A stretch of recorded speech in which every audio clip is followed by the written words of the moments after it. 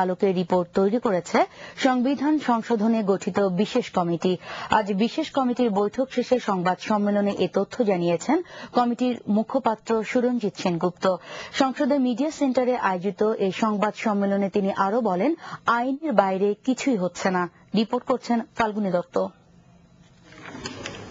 সুরঞ্জিত সেনগুপ্ত বলেন, বিশেষ কমিটি তত্ত্বাবধায়ক সরকার ব্যবস্থার বিপক্ষে নয়, তবে অনন্তকাল ধরে তত্ত্বাবধায়ক সরকার ব্যবস্থা চলতে পারে না বলেই মনে করে বিশেষ কমিটি।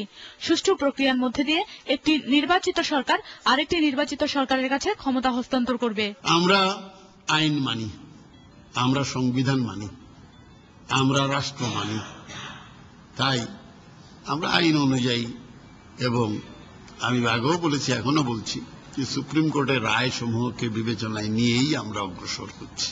সেটাও আছে, এক্সিস্টিং যা আছে তাও আছে, সবের আলোকেই আমরা করার চেষ্টা করছি। তিনি বলেন, প্রধানমন্ত্রীর সঙ্গে বৈঠক করে বিশেষ কমিটি নিজেরা বসে চূড়ান্ত রিপোর্ট তৈরি করে সংসদে উত্থাপন করবে। সুপারিশমালা চূড়ান্ত করার জন্য আমরা স্বল্প সময়ের মধ্যে আমরা সংসদ নেতার সঙ্গে আবার বসতে চাই। এরপরই আমরা হয়তো ওনার সময়ের পরে হয়তো আরেকটা সভায় বসবো, সেই দিনই আমরা সুপারিশমালা রিপোর্টটা চূড়ান্ত করব বলে আমরা আশা করছি। শনিবার কমিটির 26তম বৈঠকে বিভিন্নভাবে আসা 48টি সুপারিশমালা উত্থাপন করা হয়। সুপ্রিম কোর্টের রায় এবং অনুচ্ছেদ পর্যালোচনা করে সুপারিশগুলো কমিটিতে আলোচনা করা হয়েছে বলেও জানান Suranjit Sen. Falguni Dutta, 21 television, Dhaka. BNP chairperson Begum Khaleda Zia বলেছেন, মঈন ফখরুদ্দিনের আমল থেকে র্যাবের অপতৎপরতা শুরু হয়েছে। নিউ ইয়র্কের ম্যানহাটেনে শুক্রবার ওয়ার্ল্ড অ্যাস্টোরিয়া হোটেলে এক সংবাদ সম্মেলনে বাংলাদেশের বিচার বহির্ভূত হত্যাকাণ্ড ও র্যাবের কর্মকাণ্ড নিয়ে সাংবাদিকদের প্রশ্নের জবাবে তিনি একথা বলেন। পরে সাংবাদিকদের প্রশ্নের জবাব দেন বেগম জিয়ার উপদেষ্টা শমসের মোবিন চৌধুরী ও প্রেস সচিব মারুফ কামাল সোহেল। এ সময় শমসের মোবিন চৌধুরী বেগম খালেদা জিয়ার যুক্তরাজ্য ও যুক্তরাষ্ট্র সফরকে সফল উল্লেখ করে বাংলাদেশের গণতন্ত্র উন্নয়নের আন্দোলনে প্রবাসী বাংলাদেশিদের সহযোগিতা কামনা করেন। জাতীয় ভিটামিন এ প্লাস ক্যাম্পেইনের উদ্বোধন করেছেন প্রধানমন্ত্রী শেখ হাসিনা। এ সময় প্রধানমন্ত্রী শিশুদের ভিটামিন এ খাওয়াতে বাবা মা ও অভিভাবকদের আরও যত্নবান হওয়ার আহ্বান জানান। সরকারি বাসভবন গণভবনে সকাল 10:30টার দিকে শিশুদের ভিটামিন এ খাওয়িয়ে প্রধানমন্ত্রী এই ক্যাম্পেইনের উদ্বোধন করেন। রোববার থেকে প্রায় 2 কোটি শিশুকে ভিটামিন এ খাওয়ানোর লক্ষ্যমাত্রা নিয়ে এই ক্যাম্পেইন শুরু হচ্ছে। দেশের প্রায় 1.5 লাখ সেবা কেন্দ্রে শিশুদের ভিটামিন এ ক্যাপসুল আর কৃমির ওষুধ খাওয়ানো হবে। প্রধানমন্ত্রী এই কার্যক্রমকে সফল করার আহ্বান জানিয়ে বলেন, শুধু স্বাস্থ্যকর্মী নয়, রাজনীতিক, ছাত্র, শিক্ষক সবাইকে মিলে এই ক্যাম্পেইনকে সফল করতে হবে। এজন্য দরকার সকল মা বাবা এবং অভিভাবকের আগ্রহ, এবং আপনারা অবশ্যই যে যেখানে আছেন আপনার এলাকার নিকটবর্তী যেখানে এই ভিটামিন এ খাওয়ানো হচ্ছে সেখানে শিশুদের নিয়ে যাবেন। আর 2 বছরের উপরে যে বাচ্চা তাদের জন্য কৃমিনাশক ওষুধ দেওয়া হচ্ছে যাতে কৃমিতে শিশুদের ক্ষতি করতে না পারে, সে বিষয়েও সকলকে লক্ষ্য রাখার জন্য আমি অনুরোধ জানাচ্ছি। রাজধানী শ্যামপুর থানার পাগলা পয় শোধনাগারের লেগুনগুলোতে বিষাক্ত মাছ নিধন শুরু করেছে ঢাকা ওয়াসা কর্তৃপক্ষ, কিন্তু প্রথম দিনে সফলভাবে শেষ করতে পারেনি তারা এই কাজ। যাদের বাঁচাতে এই কার্যক্রম, সেই অসচেতন সাধারণ লোকজনই লুটিয়ে নিয়েছে অনেক বিষাক্ত মাছ। বিস্তারিত মাহমুদুল হকের রিপোর্টে। পয় শোধনাগারে বেড়ে ওঠা বিষাক্ত মাছগুলো যেন বাজারে পৌঁছতে না পারে, সে কারণে মাছ নিধন কার্যক্রম শুরু করে ওয়াসা কর্তৃপক্ষ। ওষুধ দিয়ে মাছ ধরে পরে সেগুলো পুড়িয়ে ফেলা হয়। এগুলো যদি মানুষ খায় তাহলে আপনার মানুষের শরীরে বিশেষ করে আপনার খুব দ্রুত কিছু হবে না, আস্তে আস্তে আর কি। এটা তো স্লো পয়জনের মতো কাজ করবে। একসময় মানুষ ক্যান্সার আক্রান্ত হতে পারে, কারণ লিভার ফাংশন নষ্ট হতে পারে, তো এই ধরনের বিভিন্ন ধরনের শারীরিক সমস্যা হতে পারে। কিন্তু বেশিক্ষণ শান্তিপূর্ণভাবে এ কার্যক্রম চালাতে পারেনি তারা। সুযোগ বুঝে আশেপাশের অসচেতন লোকজন চোখের পলকেই হরিলুট শুরু করে, যেন মাছ মারার মহোৎসব।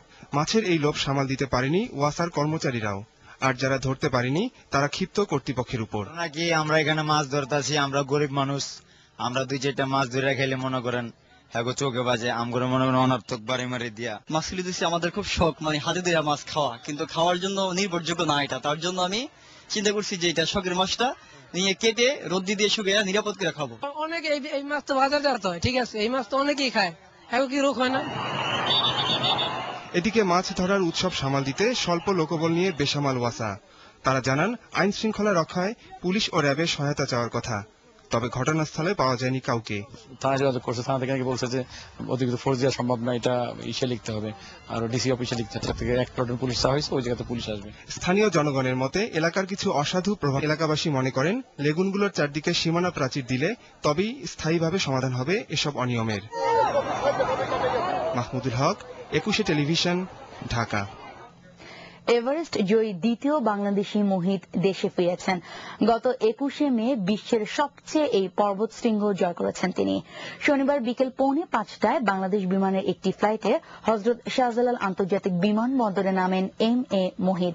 বাংলা মাউন্টেনিং অ্যান্ড ট্রাকিং ক্লাবের এই সদস্যকে বিমানবন্দরে ফুলেল শুভেচ্ছা জানান তার পরিবার এবং ক্লাবের কর্মকর্তা ও অন্যান্য সদস্যরা। এ সময় বিমানবন্দরের 2 নং টার্মিনাল ছিল উৎসব মুখর।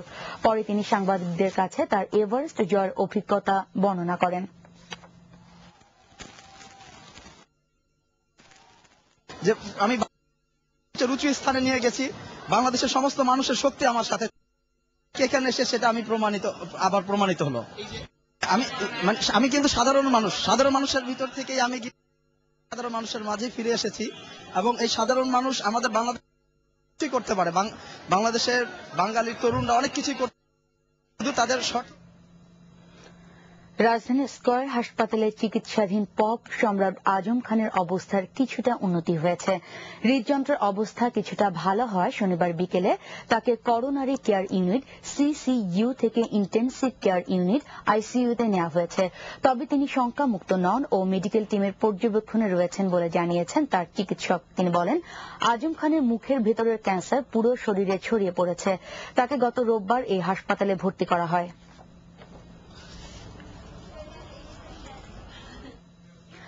2011-12 অর্থ বছরের বাজেটে সরকারের সবচেয়ে বড় চ্যালেঞ্জ মূল্যস্ফীতি নিয়ন্ত্রণ করা। বর্তমানে 10% হারের মূল্যস্ফীতি সরকার নিয়ন্ত্রণ করতে না পারলে বাজেট সাধারণ মানুষের জন্য সুখকর কিছু নিয়ে আসবে না বলে জানিয়েছে বাংলাদেশ অর্থনীতি সমিতি।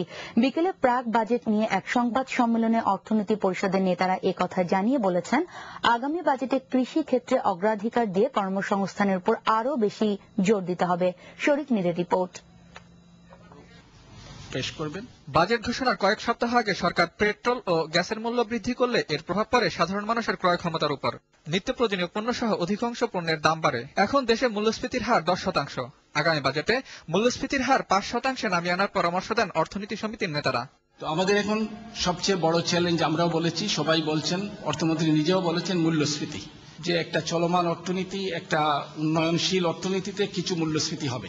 তার কারণ হচ্ছে বিনিয়োগের সঙ্গে সঙ্গে তেল উৎপাদন পাওয়া যায় না, তো সেটা 4-5 পর্যন্ত হলে গ্রহণযোগ্য, কিন্তু এর বেশি গেলে সতর্ক হতে হবে। 8-9-10 গেলে অতি সতর্ক হতে হবে। আমরা এখন অতি সতর্কতার সময়ে আছি। আগামী বাজেটে কৃষিখাতে বেশি অগ্রাধিকার দেওয়ার পরামর্শ দিয়ে সমিতির নেতারা বলেন, সরকার প্রতি বছরে যে বাজেট প্রণয়ন করেন তার সিংহভাগই বাস্তবায়ন হয় না, তাই বছরের প্রথম থেকে বাজেট বাস্তবায়নের দাবি জানান তারা। প্রত্যেকটা মন্ত্রণালয় তার নিজেদের বাজেট করে অর্থটা দিয়ে দেওয়া হয়, সুতরাং এখন তো দেরি হওয়ার কথা নয়। ব্যুরোক্রেটিক সমস্যা আছে, এখানে হচ্ছে একটা মানসিকতার সমস্যা আছে, একটা অঙ্গীকারের সমস্যা আছে। লক্ষ্য যতই ভালো হোক, বরাদ্দ যতই দেওয়া হোক, বাস্তবায়িত না হলে সুফল পাওয়া যায় না। কাজে বছরের শুরু থেকেই কার্যকর উন্নয়ন বাজেট বাস্তবায়নে যথাযথ পদক্ষেপ চাই। সেই লক্ষ্যে কার্যকর কৌশল গ্রহণ অথবা শক্তিশালী করার দিক নির্দেশনা থাকতে হবে।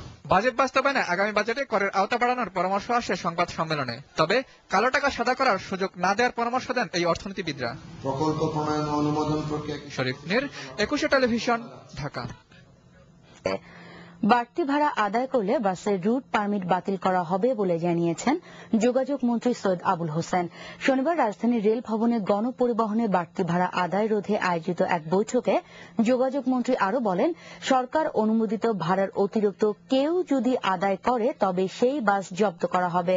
ঢাকায় নতুন কোনো মিনি বাসের রুট অনুমোদন দেওয়া হবে না বলে জানিয়ে মন্ত্রী বলেন, 20 বছরের পুরনো বাস ঢাকা শহরে চলতে দেওয়া হবে না।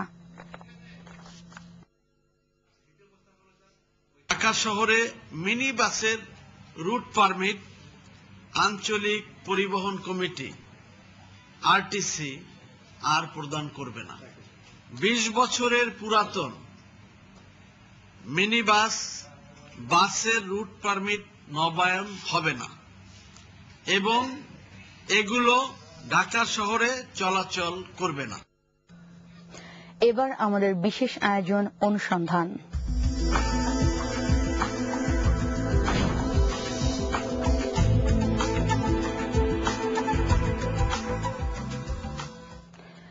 গাজীপুরে বঙ্গবন্ধু সাফারি পার্কের জন্য প্রায় 600 একর জমি অধিগ্রহণ করা হলেও বর্তমান বাজার মূল্য জমির দাম পাচ্ছে না ক্ষতিগ্রস্তরা। উল্টো শতকরা 20% ঘুষ দিতে হয় অধিগ্রহণ কর্মকর্তাদের। ঘুষ না দিলে চেক আটকে রাখা হয়। তবে এ অভিযোগ অস্বীকার করেছেন কর্মকর্তারা। অন্যদিকে বন কর্মকর্তার মতে ঘটনা সত্য হলেও তার কিছুই করার নেই, কারণ এ ঘুষ বাণিজ্য ডিসির তত্ত্বাবধানে ভূমি অধিগ্রহণ শাখার। ফারুক হোসেনকে সাথে নিয়ে মাহাতির ফারুকের ধারাবাহিক প্রতিবেদনের দ্বিতীয় পর্ব। ক্যামেরায় ছিলেন আনোয়ার হোসেন। ভূমি অধিগ্রহণের ক্ষতিপূরণের টাকা প্রাপ্তির এইসব নিয়মাবলী সম্পূর্ণ পূরণ করার পরেও 20% অগ্রিম জমা দেওয়ার পরে এই ভূমি ক্ষতিগ্রস্তরা তাদের টাকা অবমুক্তি ঘটে। গাজীপুরে সাফারি পার্কের নামে স্থানীয়দের প্রায় 600 একর জমি অধিগ্রহণ করেছে বন বিভাগ, কিন্তু বর্তমান বাজার মূল্যে জমির দাম না দিয়ে উল্টো অগ্রিম 20% ঘুষ দাবি করছে অধিগ্রহণ বিভাগের কিছু কর্মকর্তা ও কর্মচারী। বিল আনতে গেলে আমাদের বিল দেয় না, কাগজ এইটুক, এই সমস্যা, সেই সমস্যা হয়, রেকর্ডের সমস্যা, নাহলে খারিজের সমস্যা। আমরা কিন্তু সঠিক কাগজ নিয়ে গেছি। একজনের 15% খাতে পড়ছে, সেটা অফিসিয়াল যে খরচটা 20% যা খরচ আছে সেটা দিতেও পারতেছে না, আনতেও পারতেছে না। তাদের অভিযোগ, ভূমি অধিগ্রহণ শাখায় অগ্রিম টাকা না দিলে ফাইল পড়ে থাকে টেবিলের উপর, তবে এই টাকার কোনো রিসিপ্ট বা লিখিত কাগজ দেয়া হয় না। 20 লাখ টাকা পড়ছে, প্রতি লাখ আমার 2 লাখ টাকা দিয়ে জমা দিয়ে দিতেছে। কোথায়? অফিসে রেখে দিতেছে। কারা নিতেছে তখন বাবু জানে ব্যাপারটা? এটা সঠিক 30% টাকা দিয়া 5% সম্পত্তি কিনা যাইতেছে না, বাকি 30% বাজার দরে, বাকি 30% তো লস হই। ক্ষতিগ্রস্তদের অভিযোগ বিষয়ে 21 টেলিভিশনের অনুসন্ধান টিম ভূমি অধিগ্রহণ শাখায় গিয়ে খুঁজে পায়নি কর্মকর্তাদের। তবে এক কর্মকর্তা বলেন অভিযোগটি মিথ্যা। তো সঠিক না, এই জন্য বলবো, মনে করেন আমরা বনের জায়গা তো আপনারা জানেন, হ্যাঁ, যে মতো নাকি আমরা সিএস, এসএআরএস 3টা রেকর্ড মোটামুটি আমরা করি। 3টা রেকর্ড থেকে দেখা গেল যে আরএস রেকর্ড দেখা গেল কিছু অংশ পার্টলি বনের আছে, তো বনটা তো সংরক্ষণ করতে হবে। যেটা কতটুকু বন সংরক্ষিত আছে সেটা আবার আমরা একটা রিপোর্ট আনতে হয়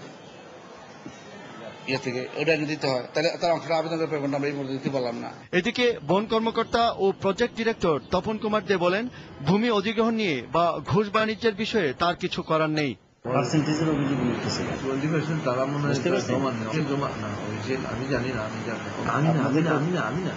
রহমত আলী সাহেবের কাছে এলাকার লোকজন গেছে, মানে উনি আমার সামনে বলছে যে এরকম অভিযোগ শুনে আপনার লোকজনদেরকে ঠিক করতে পারে। মাহাতির ফারুকি, 21 টেলিভিশন, ঢাকা। টাঙ্গাইলের নাগরপুর উপজেলার ভাড়রা ইউনিয়ন পরিষদ নির্বাচনকে কেন্দ্র করে পুরো এলাকায় বিরাজ করছে অগ্নিগর্ভ অবস্থা। সন্ত্রাসী কুদ্দুস এবং বক্কর বাহিনীর দফায় দফায় হামলায় আহত হয়েছে অর্ধশত। আশঙ্কাজনক অবস্থায় হাসপাতালে ভর্তি করা হয়েছে বেশ কয়েকজনকে। আলিমুজ্জামানের ক্যামেরায় রিপোর্ট করছেন অখিল পোদ্দার। আগামী 31 মে টাঙ্গাইলের নাগরপুর উপজেলার 12টি ইউনিয়নে অনুষ্ঠিত হবে ইউপি নির্বাচন। আর এই নির্বাচনকে সামনে রেখে ভাড়রা ইউনিয়নের চেয়ারম্যান প্রার্থী অভিযুক্ত সন্ত্রাসী কুদ্দুস বাহিনীর তাণ্ডবে ঘরছাড়া শত শত ভোটার।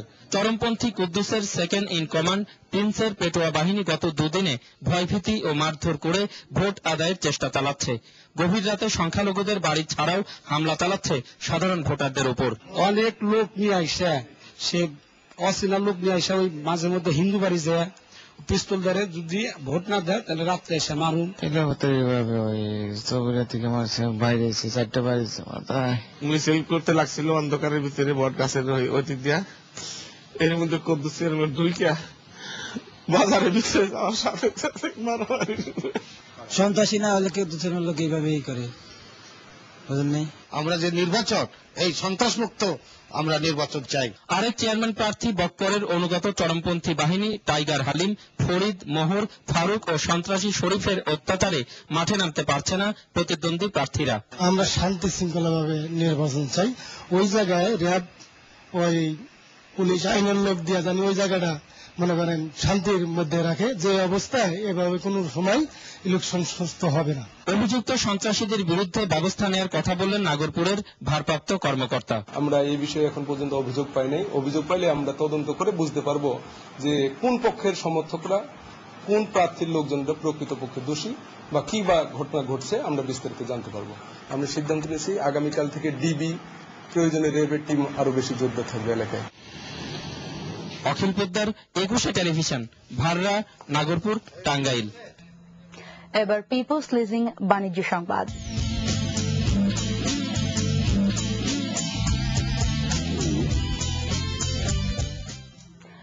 নর্থ সাউথ বিশ্ববিদ্যালয়ে শুরু হয়েছে 7ম জাতীয় ক্যারিয়ার মেলা।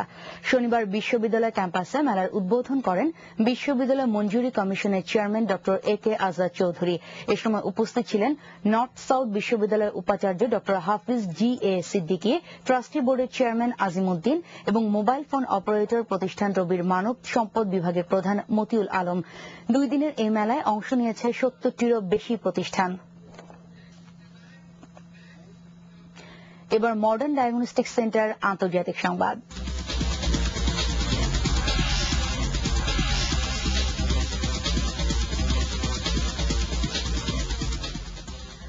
পাকিস্তানের উত্তর পশ্চিমাঞ্চলে বোমা বিস্ফোরণে নিহত হয়েছে 8 জন, আহত হয়েছে আরো 15 জন।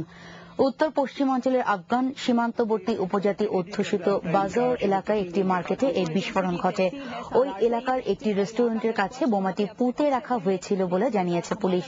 এ মাসের শুরুর দিকে মার্কিন অভিযানে আল কায়েদা নেতা ওসামা বিন লাদেন নিহত হওয়ার পর থেকে পাকিস্তানে উদ্বেগজনক হারে বেড়েছে আত্মঘাতী হামলা। খেলার খবর। চীনের ঝাংদি ও লিউ গ্যাং এর শিরোপা জয়ের মধ্য দিয়ে শেষ হল বঙ্গবন্ধু ইয়ুথ টেবিল টেনিস টুর্নামেন্টের আয়োজন। এই টুর্নামেন্টে স্বাগতিক বাংলাদেশ সহ মোট 10টি দেশ অংশগ্রহণ করে।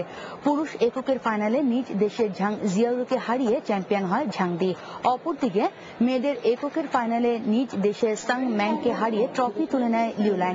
আর মিক্সড ডাবলে চ্যাম্পিয়ন হয় ঝাংদি ও লিউল্যাং। এ সময় বিজয়ীদের হাতে ট্রফি তুলে দেন LGRD মন্ত্রী সৈয়দ আশরাফুল ইসলাম। এরই সাথে শেষ করছি রাত 9টার 21 সংবাদ। তবে যাবার আগে শিরোনামগুলো আরেকবার। তত্ত্বাবধায়ক সরকার নিয়ে সুপ্রিম কোর্টের রায় ও বর্তমান আইনের ভিত্তিতে রিপোর্ট তৈরি করেছে বিশেষ কমিটি, জানালেন সুরঞ্জিত। পাগলায় ঢাকা ওয়াসার লেগুনে বিষাক্ত মাছ নিধন শুরু, তবে বেশিরভাগ মাছ লুটে নিয়েছে লোকজন।